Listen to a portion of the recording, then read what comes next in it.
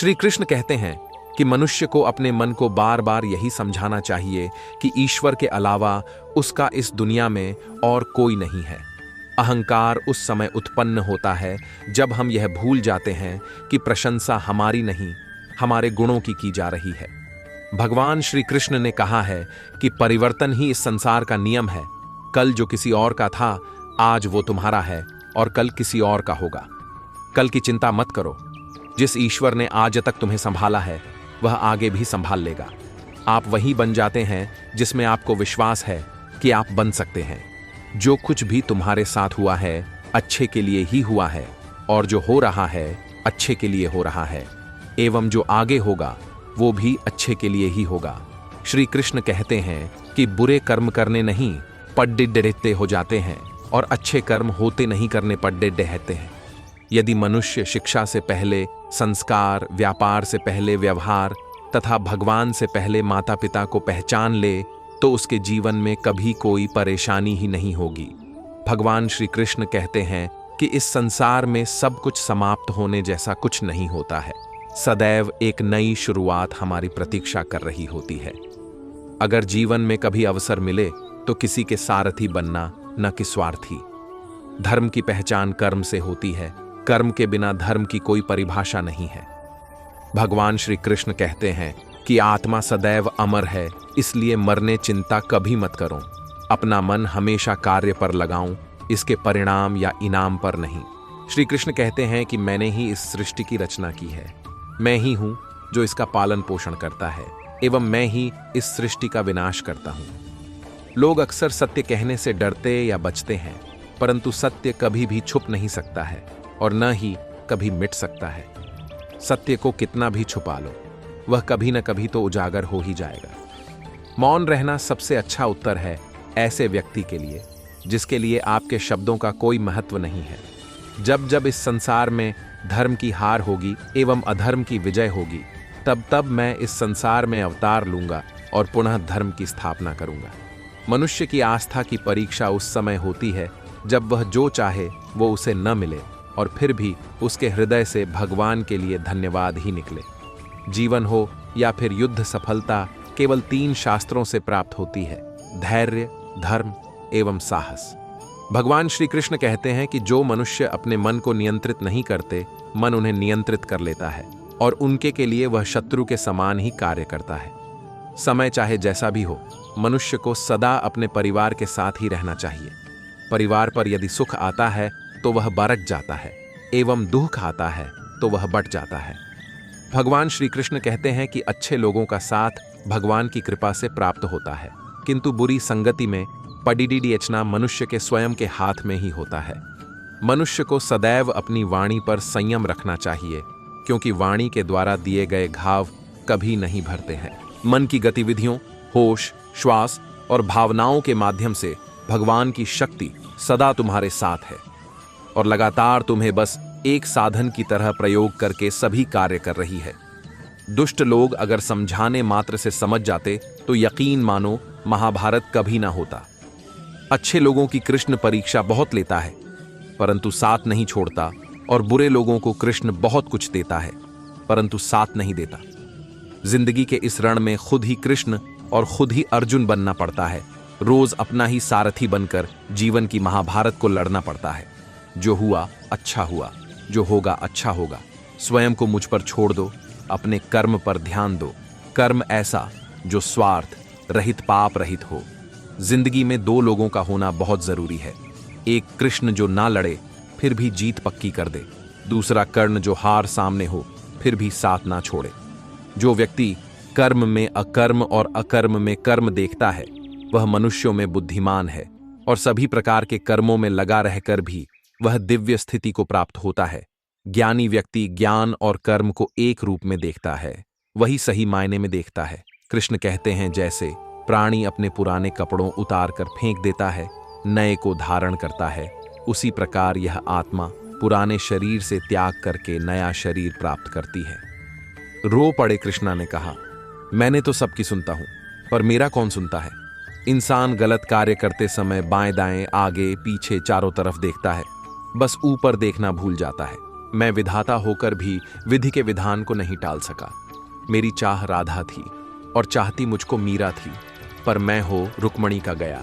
ज्ञान का दीपक अज्ञानता के अंधेरे को दूर करता है, सभी जीवन के अंतर संबंध और ब्रह्मांड में व्याप्त दिव्य सार को प्रकट करता है। सपनों को सच करने से पहले सपनों को ध्यान से देखना होता है। पहले वह आप पर ध्यान नहीं देंगे, फिर वह आप पर हंसेंगे, फिर वह आपसे लड़ेंगे और तब आप दिख जाएंगे। एक अच्छा दिमाग और एक अच्छा दिल हमेशा से विजयी जोड़ी रहे हैं। एक सफल व्यक्ति वह है जो औरों द्वारा अपने ऊपर फेंके गए ईंटों से एक मजबूत नहीं बना सके। शिक्षा समृद्धि में एक आभूषण है और प्रतिकूलता में शरण है। शिक्षा एक आंख नहीं बल्कि एक आंख की रोशनी भर रही है। ज्ञान प्राप्त करने के लिए अध्ययन जरूरी है और बुद्धिमानी प्राप्त करने के लिए समझना जरूरी है। न कभी हिम्मत हारना, न कभी पीछे मुड़ना। मुश्किलें जितनी भी हो जीवन में तुमको है बस आगे बढ़ना। एक व्यक्ति ने कभी गलती नहीं की जब उसने कभी भी कुछ नया करने की कोशिश नहीं की, यानी जब हम कुछ नया करते हैं तभी गलतियां होना स्वाभाविक है। मुझे विश्वास है कि प्रति व्यक्ति एक प्रतिभा के साथ पैदा होता है, बस हमें जरूरत होती है उस प्रतिभा को निखारने की। हमें हमेशा कुछ उपयोगी चीजों को जानने और सीखने की इच्छा रखनी चाहिए। शिक्षा क्या है? जो तब तक याद रहता है जब तक उसे अपने जीवन में लागू करते हैं, नहीं तो वह सीखकर भुलाया गया एक पल है। ज्ञान ही शक्ति है, जानकारी स्वतंत्रता है। प्रत्येक परिवार और समाज में शिक्षा प्रगति का आधार है। इस दुनिया में किसी के साथ खुद की तुलना मत करो। यदि आप ऐसा करते हैं तो आप खुद का अपमान कर रहे हैं। किसी और का काम पूर्णता से करने से कहीं अच्छा है कि अपना काम करें, भले ही उसे अपूर्णता से करना पड़े। मैं ही इस सृष्टि की रचना करता हूं, मैं ही इसका पालन पोषण करता हूं और मैं ही इस सृष्टि का विनाश करता हूं। ज्ञानी व्यक्ति को कर्म के प्रतिफल की अपेक्षा कर रहे अज्ञानी व्यक्ति के दिमाग को अस्थिर नहीं करना चाहिए। अपने जीवन में कभी भी न किसी को आनंद में वचन दे, न क्रोध में उत्तर दे और न ही दुख में कभी निर्णय ले। सीखने के लिए जुनून पैदा कीजिए। यदि आप ऐसा करते हैं तो आप कभी भी आगे बढ़ने से नहीं घबराएंगे। किसी भी प्रकार का भय और अधूरी इच्छा ही हमारी दुखों का कारण है। हम जितना अधिक संघर्ष कर सकते हैं, जीत हमारी उतनी ही शानदार होगी। दिव्यता केवल शक्तिशाली होने में नहीं, बल्कि वास्तविक दिव्यता दूसरों में शक्ति जागृत करने में है। मन की गतिविधियों, होश, श्वास और भावनाओं के माध्यम से भगवान की शक्ति सदा तुम्हारे साथ है। इस संसार में मूर्ख व्यक्ति, अधर्मी, अज्ञानी व नास्तिक प्रकृति का व्यक्ति मेरी शरण स्वीकार नहीं कर सकता। मन जब अनुशासित और केंद्रित होता है, आत्म साक्षात्कार के लिए एक शक्तिशाली उपकरण बन जाता है जो अस्तित्व की गहन सच्चाइयों को उजागर करने में सक्षम होता है। अपनी आत्मा में भगवान को पहचानें और उनकी दिशा में चलें और वे हमेशा सच्चे मार्गदर्शक होंगे। कर्म योग से अपने कर्तव्य का पालन करो, फल की आशा छोड़ दो। आत्मविश्वास रखो, क्योंकि जो आप सोचते हो वही आप बन जाते हो। मन अशांत हो तो उसे नियंत्रित करना कठिन है, लेकिन अभ्यास से इसे वश में किया जा सकता। आप तभी तक सीख सकते हैं जब तक आप खुद को एक छात्र मान पाते हैं, क्योंकि कुछ सीखने के लिए झुकना पड़ता है। भगवान सिर्फ उन्हीं की सहायता करता है जो लोग खुद अपनी सहायता स्वयं करते हैं। जिस दिन आपके सामने कोई समस्या न आए, उस दिन आप यकीन कर सकते हैं कि आप गलत रास्ते पर जा रहे हैं। इस बात से फर्क नहीं पड़ता तुम कितनी गलती करते हो या कितनी धीरे बढ़ रहे हो, उन लोगों से बहुत आगे हो जो कोशिश ही नहीं करते। अपने जीवन का लक्ष्य निर्धारित करो और सभी दूसरे विचार को अपने दिमाग से निकाल दो। यही सफलता की पूंजी है। जीवन का मार्ग ध्यान, भक्ति और सेवा के माध्यम से जाता है। इन तीनों में पूर्णता प्राप्त करो और अनंत शांति को प्राप्त करो। मन को संयमित करो और भगवान की आराधना करो। जब तुम भगवान के साथ स्थिर रहोगे, तब तुम्हें सुख और आनंद की प्राप्ति होगी। जीवन में धर्म का पालन करो और सत्य का मार्ग चुनो। जो भी कार्य तुम सत्य और धर्म के आदान प्रदान में करोगे, वह तुम्हें आत्मिक उन्नति का मार्ग दिखाएगा। जो लोग सोचना जानते हैं, उन्हें किसी सिखाने वाले की जरूरत नहीं होती। अगर तुम अपनी जिंदगी अपने तरीके से नहीं जियोगे, तो लोग अपने तरीके तुम पर लाद देंगे। किसी भी कार्य करने के लिए तुरंत उठो जागो और तब तक नहीं रुकना जब तक लक्ष्य हासिल न हो जाए। ऐसे जियो जैसे कि तुम कल मरने वाले हो, ऐसे सीखो कि तुम हमेशा के लिए जीने वाले हो। धैर्य रखना यानी कि खुद का परीक्षण करना है। जो पसंद है वही मत करो, जो करना पड़ेगा वो पसंद करो। जब तक गलती करने की स्वतंत्रता ना हो तब तक स्वतंत्रता का कोई अर्थ नहीं है। मेहनत सीढ़ियों की तरह होती है और भाग्य लिफ्ट की तरह। लिफ्ट तो किसी भी समय बंद हो सकती है, पर सीढ़ियां हमेशा ऊंचाई की ओर ही ले जाती हैं। एक सपना किसी चमत्कार से सच नहीं बनता है। यह पसीना, दृढ़ संकल्प और कड़ी मेहनत लेता है। ज्यादातर लोग अवसर गंवा देते हैं क्योंकि ये चौगा पहने हुए होता है और काम जैसा दिखता है। मौके अक्सर कड़ी मेहनत के पीछे छुपे हुए होते हैं, इसीलिए बहुत सारे लोग इन्हें पहचान नहीं पाते। करुणा शक्ति का सर्वोच्च रूप है, एक ऐसी शक्ति जो अहंकार से परे है और दूसरों की पीड़ा को अपनी पीड़ा के रूप में स्वीकार करती है, सार्वभौमिक प्रेम के बंधन को बढ़ावा देती है। सच्चा साधक हठधर्मिता से नहीं चिपकता है, बल्कि जांच की भावना को अपनाता है, आत्म प्राप्ति की यात्रा पर गहरी समझ और ज्ञान की तलाश करता है। जब तुम दूसरों की सहायता करते हो तो तुम्हारी सच्ची सेवा होती है। प्रेम करो क्योंकि प्रेम ही जीवन की एकमात्र शक्ति है। जब आप ईश्वर में विश्वास करते हैं तो उन्हीं की कृपा से सब संभव होता है। संघर्ष और परिश्रम के माध्यम से ही सफलता प्राप्त की जा सकती है। प्रेम करना सीखो, अन्यथा कार्यों का अर्थ नहीं होता। जब तुम प्रेम करोगे तब तुम्हारा मन परमात्मा के पास बस जाएगा। सफलता एक घटिया शिक्षक है। यह लोगों में यह सोच विकसित कर देता है कि वो असफल नहीं हो सकते। अगर कुछ करना या बनना चाहते हो तो सर्वप्रथम लक्ष्य को निर्धारित करें, वरना जीवन में उचित उपलब्धि नहीं कर पाएंगे। ये सच है। महान कार्य को करने का एक ही तरीका है, जो आप कर रहे हैं उसे पसंद करें। अगर तुम सूरज की तरह चमकना चाहते हो तो तुम्हें पहले सूरज की तरह जलना होगा। ऐसा कोई भी इंसान मौजूद नहीं है जो उससे ज्यादा ना कर सके जितना कि वो सोचता है कि वो कर सकता है। साधारण लिखने वाले लोग यह दुनिया के सबसे अच्छे लोग होते हैं। यही वजह है कि भगवान ऐसे बहुत से लोगों का निर्माण करते हैं। कोई काम शुरू करने से पहले स्वयं से 3 प्रश्न कीजिए। मैं यह क्यों कर रहा हूं? इसके परिणाम क्या हो सकते हैं? और क्या मैं सफल होगा? और जब गहराई से सोचने पर इन प्रश्नों के संतोषजनक उत्तर मिल जाए तभी आगे बढ़े। महान कार्य को करने का यही तरीका है कि आप उसे पसंद करें जो आप करना चाहते हैं। सपनों को सच करने से पहले सपनों को ध्यान से देखना होता है। पहले वह आप पर ध्यान नहीं देंगे, फिर वह आप पर हंसेंगे, फिर वह आपसे लड़ेंगे और तब आप दिख जाएंगे।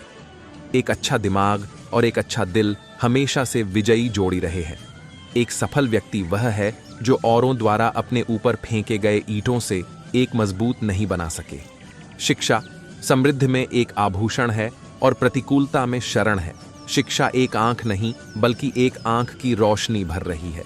ज्ञान प्राप्त करने के लिए अध्ययन जरूरी है और बुद्धिमानी प्राप्त करने के लिए समझना जरूरी है। न कभी हिम्मत हारना, न कभी पीछे मुड़ना। मुश्किलें जितनी भी हो जीवन में तुमको है बस आगे बढ़ना। क्षमा वह सुगंध है जो बैंगनी रंग की एड़ी पर बहती है जिसने उसे कुचल दिया है। क्षमा की मुक्तिकारी शक्ति का अनुभव करने के लिए आक्रोश को त्यागें। बुद्धिमान समझते हैं कि ज्ञान की खोज एक आजीवन यात्रा है और हर अनुभव, चाहे सुखद हो या चुनौतीपूर्ण, ज्ञान के विस्तार में योगदान देता है। मौन आत्मा की भाषा है।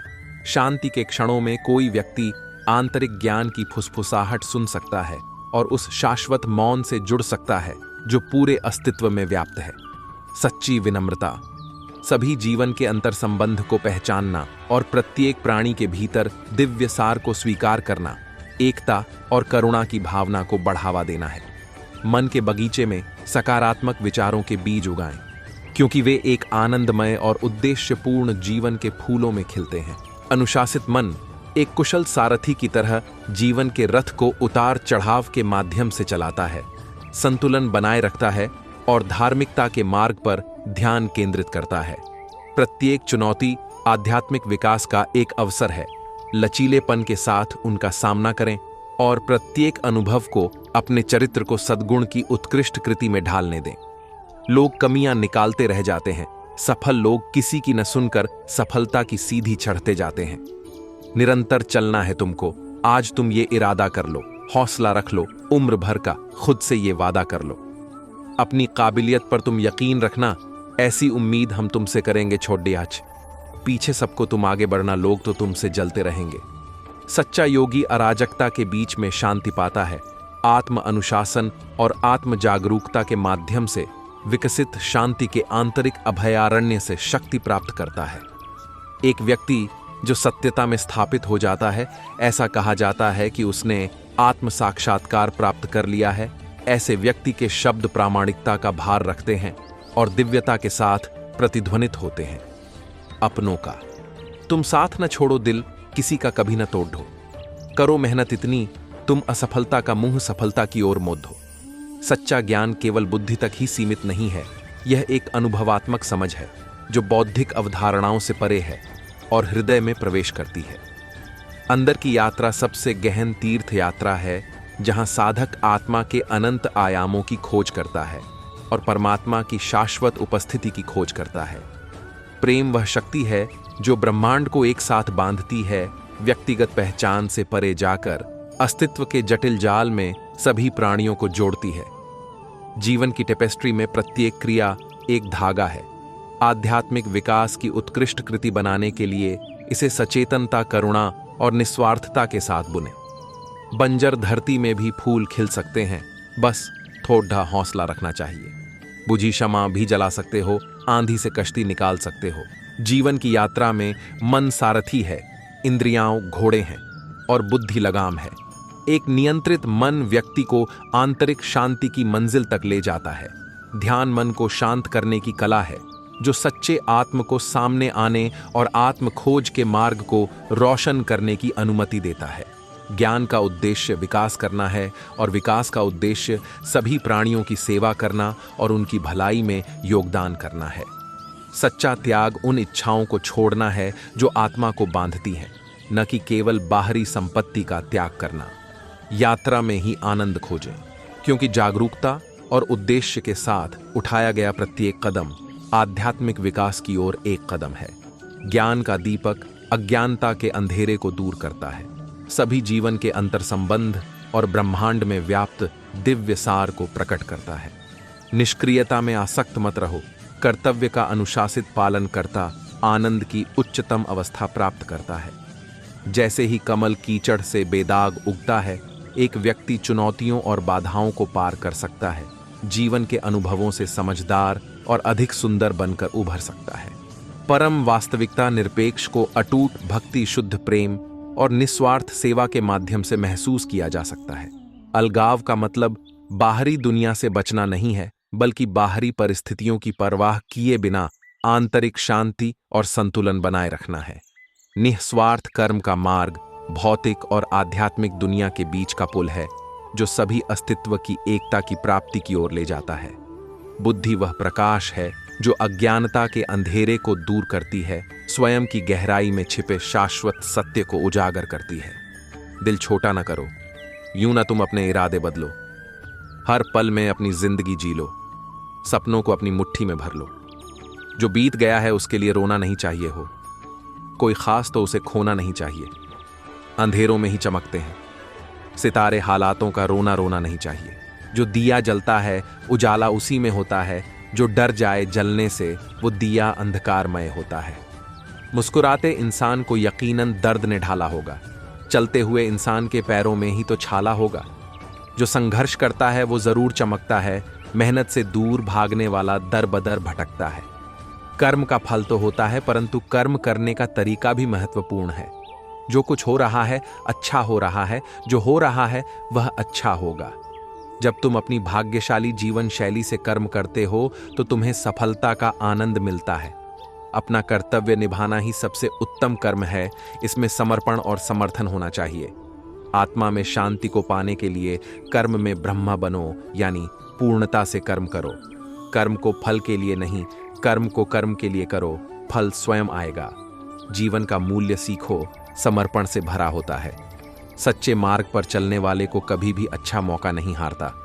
परमात्मा पर केंद्रित एक अटूट मन के साथ दृढ़ संकल्प आध्यात्मिक पथ पर बाधाओं पर काबू पाने की कुंजी है।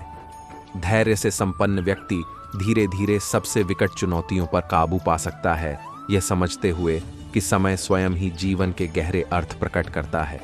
एक व्यक्ति जो इच्छाओं के निरंतर प्रवाह से परेशान नहीं होता है, जो नदियों की तरह समुद्र में प्रवेश करता है, जो हमेशा भरा रहता है लेकिन हमेशा शांत रहता है, केवल शांति प्राप्त कर सकता है। सच्चा योगी विविधता में एकता को समझता है, सृष्टि के सभी पहलुओं में दिव्य उपस्थिति को पहचानता है। बुद्धिमान लोग समझते हैं कि सच्ची खुशी बाहरी परिस्थितियों पर निर्भर नहीं है, बल्कि आत्म जागरूकता और आध्यात्मिक ज्ञान के माध्यम से विकसित की गई एक आंतरिक स्थिति है। वर्तमान क्षण के साथ सामंजस्य बनाकर जिएं, इसे एकमात्र वास्तविकता के रूप में पहचानें। अतीत जा चुका है और भविष्य अभी आना बाकी है, अभी को गले लगाओ। अपनी क्षमताओं का सही तरीके से उपयोग करो ताकि तुम सफलता की ऊंचाइयों तक पहुंच सको। कभी भी हार नहीं मानना चाहिए, क्योंकि जीत उसे मिलती है जो कभी हारता नहीं। जीवन में सफलता का सूत्र है, संघर्ष को नकारात्मकता में बदलो और सीधे मार्ग पर चलते रहो। अपने लक्ष्य को पूरा करने के लिए तुम्हें संघर्ष करना होगा, परंतु उससे हार नहीं मानना होगा। विफलता तभी होती है जब तुम हार मान लेते हो। सफलता का सूची कभी खुला रहता है। अपने सपनों की पूर्ति के लिए तुम्हें उनकी प्राप्ति के लिए काम करना होगा। अपने सपनों की पूर्ति के लिए तुम्हें उनकी प्राप्ति के लिए काम करना होगा। सच्ची सफलता में समाहित रहो, क्योंकि वह सात्विक बनाती है और तुम्हें आत्मसंवाद का अवसर देती है। आत्मनियंत्रण और समर्पण से भरा हुआ जीवन सही मार्ग का पालन करने में सहारा प्रदान करता है। अगर तुम सही दिशा में जा रहे हो तो तुम्हें कभी भी अकेला महसूस नहीं होगा। जीवन के उत्कृष्टता की ऊंचाइयों तक पहुंचने के लिए तुम्हें सफलता के मार्ग पर चलना होगा। संघर्ष में भी आत्मसमर्पण बना रहे, क्योंकि वही तुम्हें आगे बढ़ने का साहस देता है। अपने कर्तव्यों का पालन करते रहो और देखो कैसे जीवन तुम्हारे लिए सुंदरता से भरा होता है। आत्मविश्वास रखो और अपने सपनों की पूर्ति के लिए हमेशा प्रयासशील रहो। जीवन के रास्ते में आए रुकावटों को पार करने के लिए आत्मसमर्पण और संघर्ष का सामर्थ्य बना रखो। सच्ची सफलता में सही दिशा में प्रकट होने वाली ऊर्जा छिपी होती है। कभी भी हार नहीं मानना, क्योंकि हर हार को एक नई शुरुआत मिलती है। जीवन का सच यही है कि हर क्षण एक नई शुरुआत हो सकती है, तुम्हें बस विश्वास रखना होगा। जीवन का सच यही है कि हर क्षण एक नई शुरुआत हो सकती है, तुम्हें बस विश्वास रखना होगा। परमात्मा पर केंद्रित अनुशासित मन कामुक सुखों की इच्छा से मुक्त होता है और आंतरिक यात्रा में आनंद पाता है। उसके लिए प्रयास करें जिसकी कोई इच्छा नहीं है और स्वयं की तलाश करें, यह महसूस करते हुए कि आप कालातीत हैं और बदलती दुनिया से परे हैं। एक व्यक्ति जो इच्छाओं के निरंतर प्रवाह से परेशान नहीं होता है, जो नदियों की तरह समुद्र में प्रवेश करता है, जो हमेशा भरा रहता है लेकिन हमेशा शांत रहता है, केवल शांति प्राप्त कर सकता है। आत्मबोध सर्वोच्च ज्ञान है और वैराग्य सर्वोच्च अनुशासन है। जो दोनों में महारत हासिल कर लेता है, वह वास्तव में प्रबुद्ध है। आत्मखोज की यात्रा में ज्ञान का दीपक पथ को रोशन करता है। भौतिक संसार की क्षण भंगुर प्रकृति से परे शाश्वत सत्य को प्रकट करता है। स्वयं नियंत्रित आत्मा इंद्रिय विषयों के बीच घूमती हुई न तो इच्छा करती है और न ही घृणा करती है। ऐसे व्यक्ति के लिए मिट्टी का ढेला पत्थर और सोना सभी एक समान है। अपने लक्ष्य की प्राप्ति के लिए संघर्ष करने में मजा आए, क्योंकि सच्ची खुशी उसमें ही है। जीवन का मूल्य तभी बढ़ता है जब तुम अपने कार्यों में पूर्णता की ओर प्रकट होते हो। सकारात्मक सोच रखो और किसी भी परिस्थिति में हिम्मत नहीं हारो, यही तुम्हें आगे बढ़ाएगा। जीवन के सफलता के सिरे में एक है सही समय पर सही निर्णय लेना। अपने कर्मों का पूरी ईमानदारी से निर्वहन करो, फल खुद आएगा। आत्मनियंत्रण रखो और जीवन को अपनी मर्जी से निर्माण करो, यही एक सफल जीवन की कुंजी है।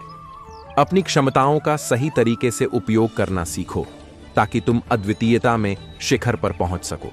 सफलता में सुख शांति का सिर्रा है संतुलन, जो आत्मा को स्थिरता प्रदान करता है। अपनी मेहनत में समर्पित रहो और किसी भी परिस्थिति में हिम्मत नहीं हारो। क्योंकि वही असली जीत है।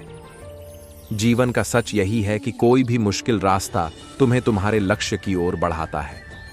समर्थन और सहारा अच्छे मित्रों और परिवार से मिलता है जो तुम्हें आगे बढ़ने में साथी बनाए रखते हैं। अपने आत्मसमर्पण से तुम अपने सपनों को हकीकत में बदल सकते हो। उच्च स्तर का संबोधन करने के लिए तुम्हें उच्च मानकों की प्राप्ति के लिए प्रतिबद्ध होगा। समर्थन, संघर्ष और समर्पण के साथ तुम हर कठिनाई को पार कर सकते हो। जीवन के सफलता के मार्ग पर बढ़ते रहने के लिए तुम्हें सकारात्मक भावना बनाए रखना होगा। संघर्ष में भी धैर्य बनाए रखो, क्योंकि सफलता वहां है जहां आत्मसमर्पण होता है। अपने सपनों को पूरा करने के लिए तैयार रहो, क्योंकि कभी भी एक अच्छा मौका आ सकता है। आत्म प्रेरणा बनाए रखो और अपने लक्ष्यों की प्राप्ति में जुटे रहो। अपने कार्य में सच्चाई और ईमानदारी से जुटे रहो, क्योंकि यह तुम्हें सफलता की ऊंचाइयों तक पहुंचाएगा। अपने लक्ष्यों को पूरा करने में कोई छोटी मुश्किल बड़ी नहीं होती जब तुम प्रतिबद्ध होते हो।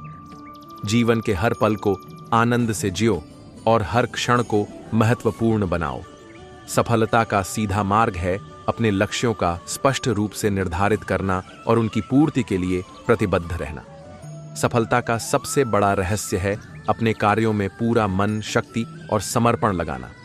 अपने सपनों को अपनी जिंदगी में एक बड़ी प्राथमिकता बनाओ और तुम उन्हें हकीकत में बदलोगे। जीवन का मूल्य सबसे अधिक तब बढ़ता है जब तुम दूसरों की मदद करते हो और समृद्धि का हिस्सा बनते हो। अपने लक्ष्यों की प्राप्ति में अपने स्वयं के साथ उदार और सहानुभूति बनाए रखो।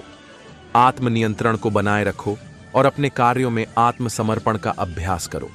जीवन की यात्रा में सीखो और बढ़ते रहो। यही है विकास का मार्ग। समर्थन और सहारा अच्छे मित्रों और परिवार से मिलता है जो तुम्हें आगे बढ़ने में साथी बनाए रखते हैं। सफलता का सबसे महत्वपूर्ण घड़ा विश्वास है खुद में, अपने लक्ष्यों में और अपनी क्षमताओं में।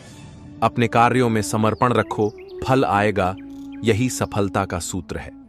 समर्थन, संघर्ष और समर्पण के साथ तुम हर कठिनाई को पार कर सकते हो। आत्मविकास के लिए निरंतर प्रयास करो, क्योंकि यही तुम्हें बेहतर बनाएगा। आपने सपनों की पूर्ति के लिए तत्पर रहो और किसी भी परिस्थिति में अधीर नहीं होने दो। जीवन का सच यही है कि सफलता वहां है जहां आत्मसमर्पण होता है और अच्छी दिशा में कार्य होता है। आत्मनिरीक्षण करते रहो और अपनी कमियों को सुधारते रहो, क्योंकि स्वीकृति और सुधार सफलता की कुंजी है। सफलता का सफर एक लंबा है। इसमें दृढ़ता और सहनशीलता की आवश्यकता होती है। अपने लक्ष्यों को प्राप्त करने के लिए आत्मविश्वास को हमेशा मजबूत रखो। अवसर का उपयोग करने के लिए सच्चे मन से प्रतिबद्ध रहो, क्योंकि अवसर एक बार ही आता है। आपने मानवता में योगदान करने के लिए समर्थ बनो। यही अद्भुत सफलता है। अपने आत्मसमर्पण से तुम अपने सपनों को हकीकत में बदल सकते हो। सकारात्मक सोच रखो और किसी भी परिस्थिति में हिम्मत नहीं हारो। यही तुम्हें आगे बढ़ाएगा। आत्मा के संग और नींव के साथ अपने लक्ष्यों की ओर बढ़ो। सफलता खुद ही पीछा करेगी। जीवन में सफलता प्राप्त करने के लिए आत्मविकास पर प्राथमिकता दो और निरंतर प्रयास करो। सफलता में समृद्धि के लिए सहजता की ओर मुख करो, परंतु उसमें मेहनत और दृढ़ निश्चय बनाए रखो। हमेशा दूसरों के कल्याण को ध्यान में रखकर अपना काम करें। अपने काम पर अपना दिल लगाओ, लेकिन उसके प्रतिफल पर कभी नहीं। आत्मा न तो जन्मती है और न ही मरती है। आपको अपने निर्धारित कर्तव्यों का पालन करने का अधिकार है, लेकिन आप अपने कार्यों के फल के हकदार नहीं हैं। विश्व के कल्याण की सेवा के लिए निरंतर प्रयास करें। निस्वार्थ कर्म के प्रति समर्पण से व्यक्ति सर्वोच्च लक्ष्य प्राप्त करता है। योग स्वयं के माध्यम से स्वयं तक की यात्रा है। मनुष्य अपने विश्वास से बनता है। जैसा वह विश्वास करता है वैसा ही वह होता है। परिवर्तन ब्रह्मांड का नियम है। आप एक पल में करोड़पति या कंगाल हो सकते हैं। अपना अनिवार्य कर्तव्य निभाओ, क्योंकि कर्म वास्तव में निष्क्रियता से बेहतर है। मन बेचैन है और इसे रोकना कठिन है, लेकिन अभ्यास से यह वश में हो जाता है। जो कर्म में अकर्म और अकर्म में कर्म देखता है, वह मनुष्यों में बुद्धिमान है। एक व्यक्ति अपने मन के प्रयासों से ऊपर उठ सकता है, वह उसी प्रयास से डूब भी सकता है। स्वयं नियंत्रित आत्मा जो राग और द्वेष से मुक्त होकर इंद्रिय विषयों के बीच विचरण करती है, न तो प्रसन्न होती है और न ही उदास होती है। उन लोगों के लिए मन एक दुश्मन की तरह काम करता है जो इसे नियंत्रित नहीं करते। भौतिक संसार में 3 कारक बंधन का कारण है। इंद्रिय संतुष्टि की लालसा, इंद्रिय विषयों के साथ जुड़ाव और मुक्ति की इच्छा। उससे मत डरो, जो वास्तविक नहीं है, न कभी था और न कभी होगा। जो वास्तविक है वह सदैव था और उसे नष्ट नहीं किया जा सकता। जो लोग आक्रोश से मुक्त हैं, जो दूसरों को नुकसान नहीं पहुंचाते हैं और जो सभी प्राणियों के प्रति मित्रवत हैं, वे मुझे प्रिय हैं। जो कुछ भी हुआ अच्छे के लिए हुआ, जो भी हो रहा है अच्छे के लिए हो रहा है, जो भी होगा अच्छे के लिए ही होगा। योगी तपस्वी से महान है, अनुभववादी से महान है और सकाम कार्यकर्ता से महान है। इसीलिए हे अर्जुन, हर परिस्थिति में योगी बनो। आत्मा को कभी किसी हथियार से काटा नहीं जा सकता, न आग से जलाया जा सकता है, न पानी से गीला किया जा सकता है, न हवा से सुखाया जा सकता है। मन को शांत करने का प्रयास करें। ध्यान के अभ्यास में व्यक्ति चेतना से परे जाना सीखता है। फलों के प्रति आसक्ति का त्याग करें। सफलता और विफलता में सम संयम रखें, क्योंकि योग का तात्पर्य स्वभाव की सम समुद्रता से है। अपनी इच्छा शक्ति की शक्ति से स्वयं को नया आकार दें। कभी भी स्व इच्छा से स्वयं को अपमानित न होने दें। जिसके पास कोई लगाव नहीं है वह वास्तव में दूसरों से प्यार कर सकता है, क्योंकि उसका प्यार शुद्ध और दिव्य है। बुद्धिमान लोग इन परिवर्तनों से भ्रमित नहीं होते, वे अपरिवर्तनीय वास्तविकता को जानते हैं। जब ध्यान में महारत हासिल हो जाती है तो मन हवा रहित स्थान में दीपक की लौ की तरह अटल रहता है। खुशी की कुंजी इच्छा में कमी है। शांत मन में ध्यान की गहराई में स्वयं स्वयं प्रकट होता है। जो बहुत अधिक खाते हैं या बहुत कम खाते हैं, जो बहुत अधिक सोते हैं या बहुत कम सोते हैं, वे ध्यान में सफल नहीं होंगे। कर्म का सच्चा लक्ष्य स्वयं का ज्ञान है। योग में स्थित होकर, आसक्ति रहित होकर तथा सफलता और असफलता में समचित्त होकर अपने कर्म करो। ऐसी समता को योग कहा जाता है। इंद्रियां शक्तिशाली और अशांत हैं, वे बेतहाशा भाग सकते हैं, लेकिन बुद्धिमान व्यक्ति उन्हें नियंत्रण में रखता है। बुद्धि सारथी के रूप में मन का मार्गदर्शन करती है। सभी जीवित प्राणियों में आत्मा एक ही है, यद्यपि प्रत्येक का शरीर अलग अलग है। वह खुशी जो लंबे अभ्यास से आती है, जो दुख के अंत की ओर ले जाती है, जो पहले जहर की तरह होती है लेकिन अंत में अमृत की तरह होती है, वह व्यक्ति के मन की शांति से पैदा होने वाला आनंद है। एक व्यक्ति अपने मन के प्रयासों से ऊपर उठ सकता है या स्वयं को उसी प्रकार नीचे खींच लेता है, क्योंकि प्रत्येक व्यक्ति अपना मित्र या शत्रु स्वयं है। किसी और के जीवन की नकल को पूर्णता के साथ जीने की तुलना में अपने भाग्य को अपूर्ण रूप से जीना बेहतर है।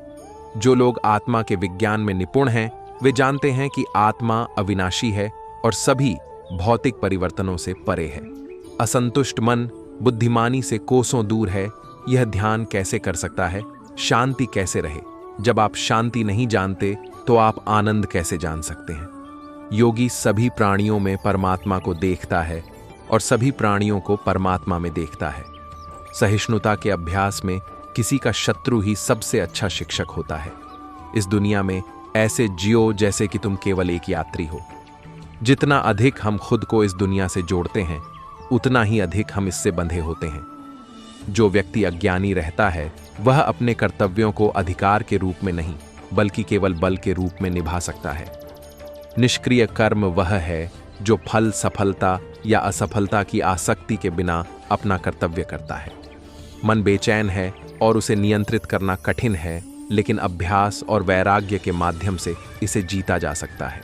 विश्व के कल्याण की सेवा के लिए निरंतर प्रयास करें। निःस्वार्थ कार्य के प्रति समर्पण से व्यक्ति सर्वोच्च लक्ष्य प्राप्त कर लेता है। जीवन का अंतिम उद्देश्य परमात्मा के साथ मिलन प्राप्त करना है। व्यक्ति को शास्त्र के नियमों के अनुसार यह समझने का प्रयास करना चाहिए कि कर्तव्य क्या है और कर्तव्य क्या नहीं है। ऐसे नियम कायदों को जानकर मनुष्य को कार्य करना चाहिए जिससे वह धीरे धीरे ऊपर उठता जाए। जो व्यक्ति अपने मन पर नियंत्रण रखता है वह सर्दी गर्मी, सुख दुख, मान अपमान में शांत रहता है। उन लोगों के लिए जिन्होंने स्वयं पर विजय प्राप्त कर ली है, इच्छा एक मित्र है। लेकिन यह उन लोगों का शत्रु है जिन्होंने अपने भीतर आत्मा को नहीं या है। मनुष्य अपने आप को अकेले ही ऊपर उठाए, अपने आप को नीचे न गिराए, क्योंकि वह आप ही अपना मित्र है और आप ही अपना शत्रु है। कृष्ण कहते हैं कि जब तक आप खुद को नहीं बदलोगे तब तक कुछ नहीं बदलेगा।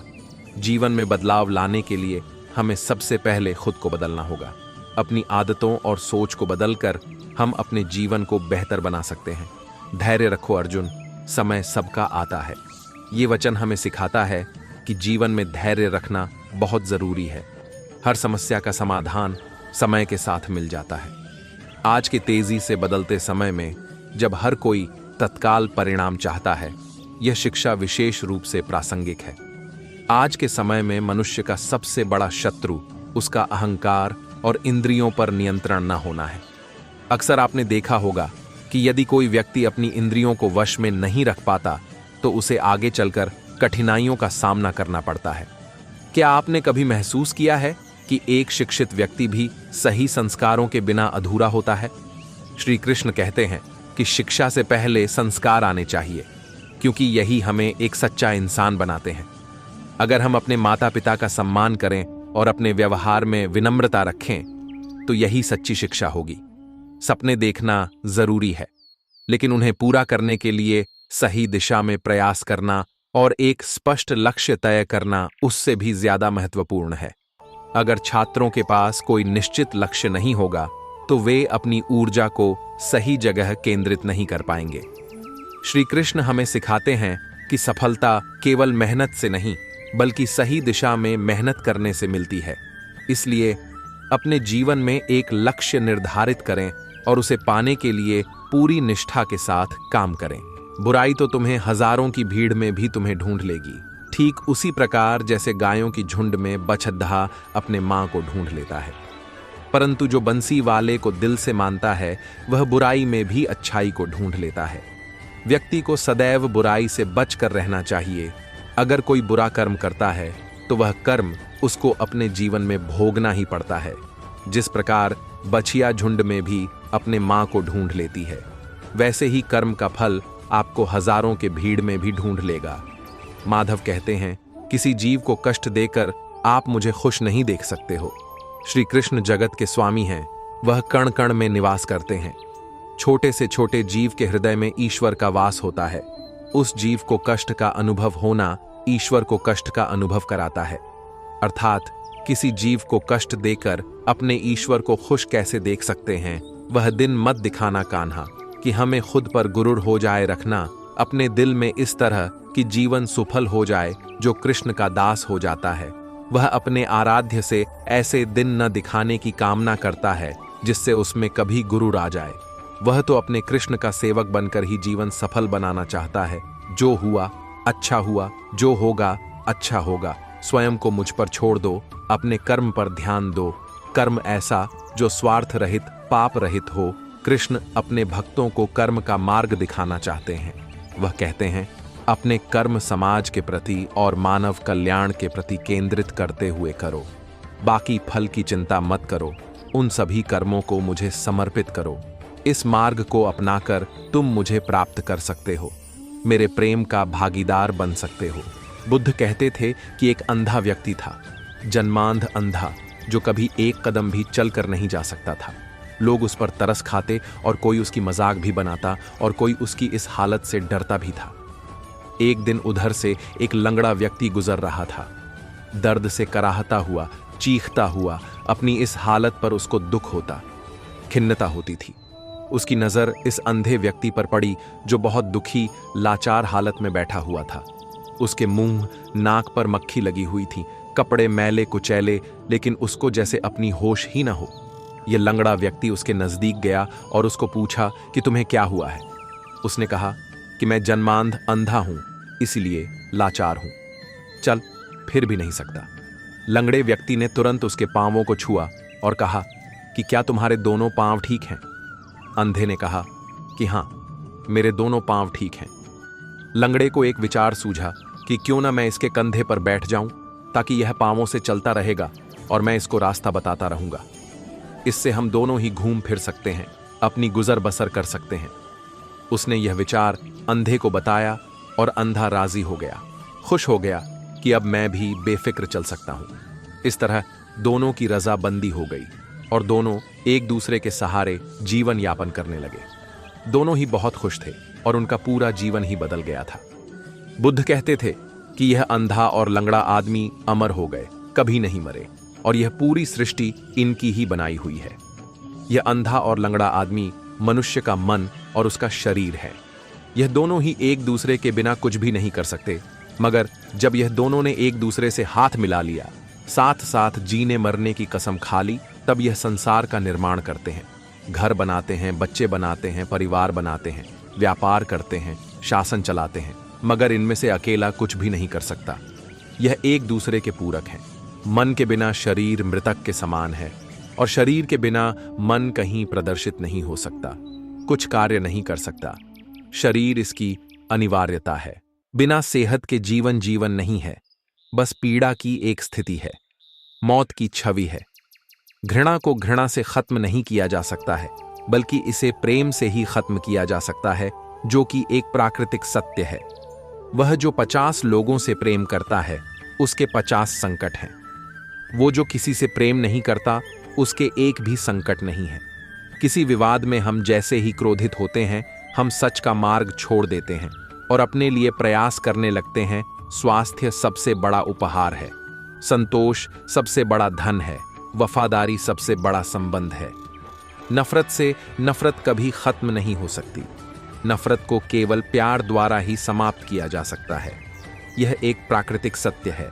जो बीत गया उसमें नहीं उलझना चाहिए और ना ही भविष्य को लेकर ज्यादा चिंतित रहना चाहिए, बल्कि हमें वर्तमान में ही जीना चाहिए। यही खुशी से जीने का रास्ता है। जैसे बिना आग के मोमबत्ती नहीं जल सकती है, ठीक उसी तरह बिना आध्यात्मिक ज्ञान के इंसान नहीं रह सकता है। भगवान बुद्ध ने कहा, जीवन में दुख है। जीवन ही दुख है इसलिए कि मनुष्य दुख में पड़ा है और उसे दुख दिखाई नहीं देता। बुद्ध कहते हैं, जन्म दुख है, जवानी दुख है, मित्रता दुख है, प्रेम दुख है, रोग दुख है, संबंध दुख है, असफलता तो दुख है ही, सफलता भी दुख है। लगता है कि बुद्ध महादुखवादी है। यूं भी तो कहा जा सकता था कि जीवन आनंद है, आनंद के उपाय हैं, आनंद पाया जा सकता है, आनंद की एक दशा है, यह पूर्णता की स्थिति है, यह दुख निरोध की स्थिति है। तो प्रश्न उठता है कि बुद्ध ने नकारात्मक पहलू क्यों चुना? कारण साफ है, दुख तो सबने जाना है, आनंद किसने जाना है? जिससे साक्षात्कार ही नहीं हुआ, जिसको जानते ही नहीं, कोई परिचय नहीं, उससे बात आरंभ करें तो समझ में कैसे आए? आरंभ तो दुष्ट लोग अगर समझाने मात्र से समझ जाते तो यकीन मानो महाभारत कभी ना होता। जो दुष्ट लोग होते हैं वह कठोरता से ही मानते हैं, उनको समझाने के लिए कठोर व्यवहार करना आवश्यक है। अगर समझाने मात्र से दुष्ट समझ जाते तो बांसुरी बजाने वाला कभी महाभारत नहीं होने देता। जो अपने मन पर नियंत्रण नहीं रखता वह स्वयं का धीरे धीरे शत्रु बनता जाता है। मनुष्य का मन सदैव से चंचल रहा है। इस मन की चंचलता ने मनुष्य को पथभ्रष्ट तथा मार्ग से विचलित करने में कोई कसर नहीं छोड़ी। जो व्यक्ति अपने मन को नियंत्रण में नहीं रखता वह धीरे धीरे स्वयं का शत्रु बन जाता है। एक साथ पढ़ाई खत्म करने के बाद, कई सालों तक संपर्क टूटने के बाद भी उन्होंने दोबारा मिलने की उम्मीद नहीं छोड़ी। सुदामा के दिल और आत्मा में हमेशा भगवान कृष्ण थे और वे तब तक उनके बारे में सोचते रहे जब तक वे दोबारा नहीं मिले। जब सुदामा कई वर्षों के बाद कृष्ण से मिले तो वह पूरी घटना अविस्मरणीय और मार्मिक है। आज भी जब हम उस वक्त को याद करते हैं तो उन दोनों की दोस्ती, एक दूसरे के लिए जो प्यार था, उसके बारे में सोचकर हमारी आंखों में आंसू आ जाते हैं। भगवान कृष्ण और सुदामा बचपन के मित्र और गुरुकुल में सहपाठी थे और उन्होंने गुरु सांदीपनि के मार्गदर्शन में अध्ययन किया था। उनकी शिक्षा पूरी होने के बाद वे अलग हो गए, लेकिन न तो कृष्ण और न ही सुदामा अपनी दिव्य मित्रता को भूल पाए। कृष्ण और सुदामा दोनों बड़े हुए। सुदामा और उनकी पत्नी गरीबी से जूझ रहे थे, लेकिन वह धार्मिक मार्ग के प्रति समर्पित थे, लोगों को धार्मिक मार्ग सिखाते थे। इस बीच भगवान कृष्ण द्वारका के राजा बन गए। जब सुदामा और उनका परिवार गरीबी से बहुत पीड़ित था और उनके पास अपने बच्चों को खिलाने के लिए पैसे नहीं थे, तो उनकी पत्नी वसुंधरा ने सुदामा को उनके बचपन के दोस्त कृष्ण की याद दिलाई।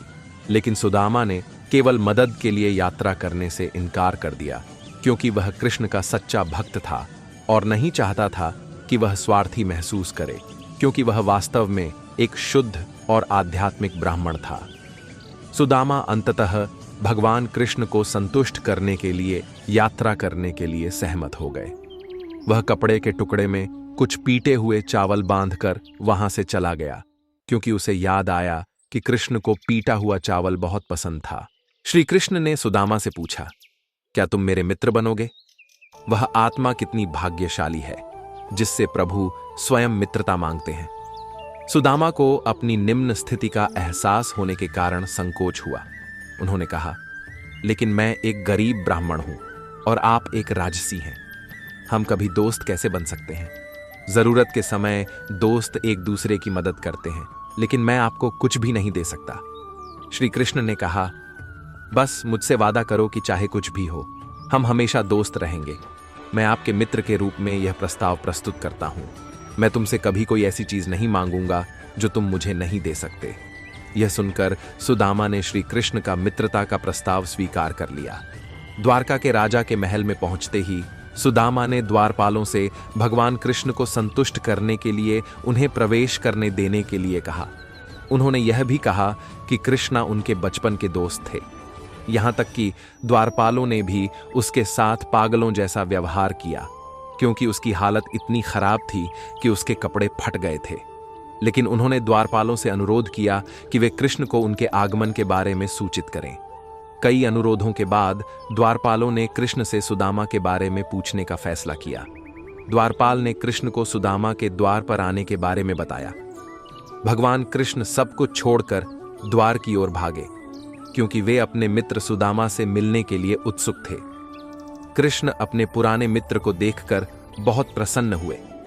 उन्होंने सुदामा की सामाजिक स्थिति के बारे में सोचे बिना ही सबके सामने काफी देर तक उसे गले लगाए रखा। यहां तक कि हर कोई इतना हैरान था कि बेचारा ब्राह्मण द्वारका के राजा भगवान कृष्ण का सहयोगी था, जिसने ग्रह पर मित्रता शब्द की नई नींव रखी थी। सुदामा वहां से वापस जाना चाहता था, क्योंकि वह नहीं चाहता था कि उसके कारण कृष्ण का जनता के सामने अपमान हो। फिर भी कृष्ण ने उन्हें रोका और अपने रक्षकों से सुदामा का अपने महल में स्वागत करने को कहा। कृष्ण ने सुदामा का बड़े प्रेम से पुष्प वर्षा कर स्वागत किया। उन्होंने सुदामा को ईश्वरीय उपचार देने के लिए अपने हाथों से सुदामा के पैर धोए। कृष्ण ने अपनी दासियों से कहा कि वे सुदामा के सभी फटे हुए कपड़ों को उतार दें और उन्हें शाही कपड़ों में बदल दें, ताकि उन्हें अधिक आराम महसूस हो। और सुदामा अपने मित्र कृष्ण द्वारा इस तरह के अप्रत्याशित शाही व्यवहार को देखकर रो रहे थे।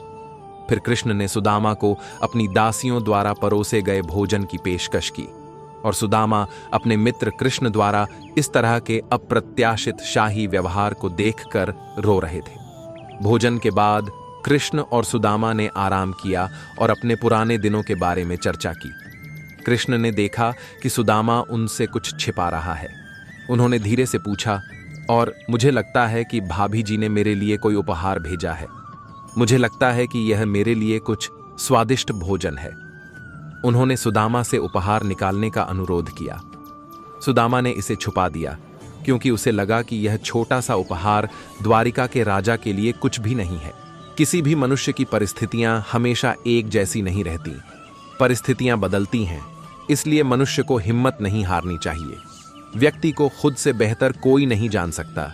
जो व्यक्ति अपने गुणों और कमियों को जान लेता है, वह अपने व्यक्तित्व का निर्माण करके हर काम में सफलता प्राप्त कर सकता है। व्यक्ति जो चाहे बन सकता है, यदि वह विश्वास के साथ इच्छित वस्तु पर लगातार चिंतन करे। यदि परिस्थितियां आपके हक में नहीं हैं, तो विश्वास कीजिए, कुछ बेहतर आपकी तलाश में है। जो भी हुआ अच्छा हुआ, जो हो रहा है अच्छा हो रहा है, जो भी होगा अच्छा होगा। भविष्य के बारे में चिंता मत करो, वर्तमान में जियो। निंदा से घबराकर अपने लक्ष्य को न छोड़ दे, क्योंकि लक्ष्य मिलते ही निंदा करने वालों की राय बदल जाती है। अगर परमात्मा तुम्हें कष्ट के पास ले आया है तो अवश्य ही वो तुम्हें कष्ट के पार भी ले जाएगा। तनाव से केवल समस्याएं जन्म ले सकती हैं, समाधान खोजने हैं तो मुस्कुराना ही पड़ेगा। जो हो रहा है उसे होने दो, तुम्हारे ईश्वर ने तुम्हारी सोच से बेहतर तुम्हारे लिए सोच रखा है। इस पृथ्वी लोक पर कोई साथ नहीं देता, यहां तुम्हें खुद ही लड़ना है और खुद ही समझना भी है। जो मन को नियंत्रित नहीं करते उनके लिए वह शत्रु के समान कार्य करता है।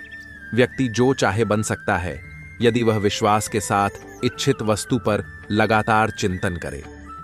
किसी और का काम पूर्णता से करने से कहीं अच्छा है कि अपना काम करें, भले ही उसे अपूर्णता से करना पड़े।